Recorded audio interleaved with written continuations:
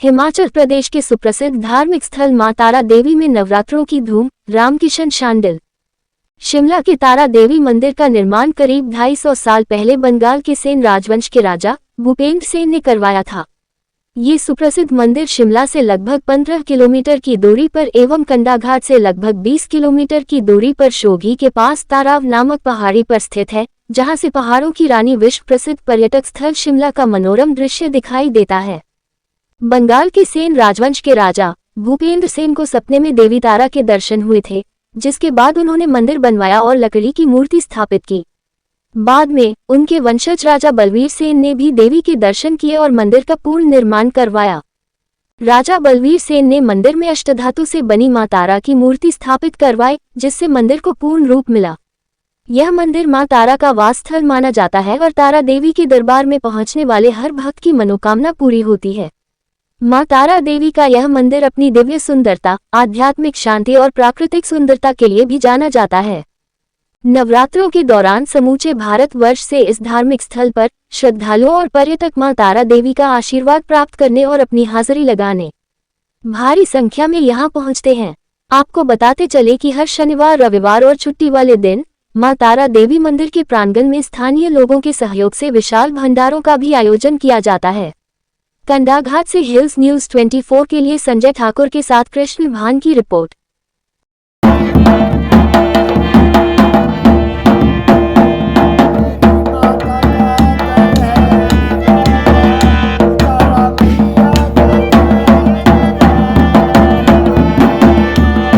मेरा नाम रामकिशन शांडिल है जी, और मैं यहाँ का ट्रस्टी हूँ।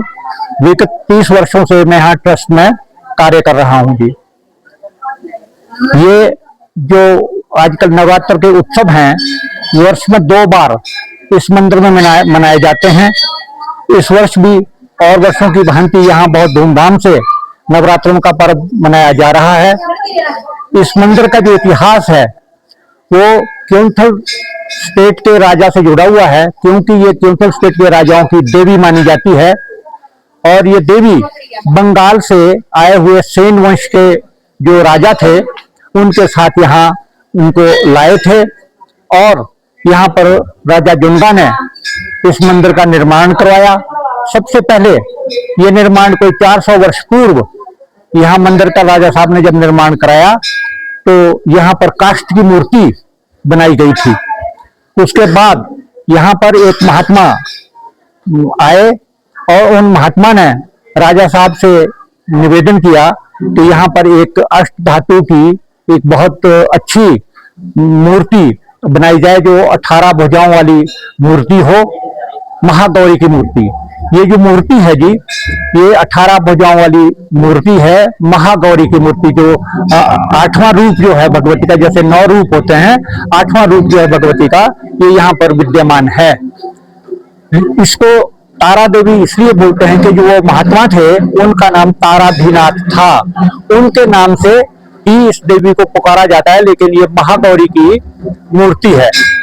तो यहाँ पर अब 1985 से सरकार ने इसका अधिग्रहण कर दिया है, और सरकार के द्वारा ही यहाँ ट्रस्ट बनता है। सरकार के लोग भी इसमें सम्मिलित होते हैं, तो सरकार के कई विभाग भी इसमें सम्मिलित हैं यहाँ के कार्यकलाप करने के लिए। और यहाँ पर शनिवार और रविवार को भंडारा होता है, और इतने श्रद्धालु यहाँ पर भंडारा देने आते हैं। जो 2015 के मैं जिन्होंने बुक कराया था भंडारा, उनके नाम अब चल रहे हैं। 2025 आ गया, 10 वर्ष पूर्व के जो श्रद्धालु हैं उनके नाम अब आ रहे हैं। इसी प्रकार मंगलवार के भंडारे भी 3-4 वर्षों के बाद लोगों को मिल पाते हैं, जो आज इसको बुक कराते हैं यहाँ पर। तो ये भंडारा का भी चलता है। जो हॉलीडेज होते हैं, उन हॉलीडेज के दिन भी हम भंडारा यहाँ करते हैं। तो यहाँ के जो स्थानीय निवासी हैं, वो यहाँ पर 8-9 दिन भंडारे का संचालन है। प्रत्येक गांव के 50-50, 60-60 आदमी यहाँ पर आकर भंडारे का निपटारा करते हैं। और हर दिन यहाँ पर 5-6 हजार, कभी 10-10 हजार तक लोग जो है भंडारा ग्रहण करते हैं। यहाँ पर बहुत सी स्कीमें भगवती के इस प्रांगण को खूबसूरत बनाने के लिए चल रही हैं। यहाँ हमने इसके मंदिर के पीछे आपने देखना मेला ग्राउंड है, उस मेला ग्राउंड को हमने विकसित किया है, बहुत चौड़ा कर दिया है। यहाँ साथ ही दूधधारी मंदिर भी साथ है, उस मंदिर के दर्शन करने भी लोग जाते हैं। और प्रत्येक वर्ष ये मेला बहुत धूमधाम से मनाया जाता है। अष्टमी के दिन, जैसे कि महागौरी है, 8वां रूप है, तो अष्टमी के दिन ही यहाँ पर बहुत बड़ा मेला होता है, जिसमें कुश्ती का कार्यक्रम भी होता है। तो इस वर्ष भी 30 तारीख को हम यहाँ पर वो दंगल का एक प्रतियोगिता कराएंगे और सब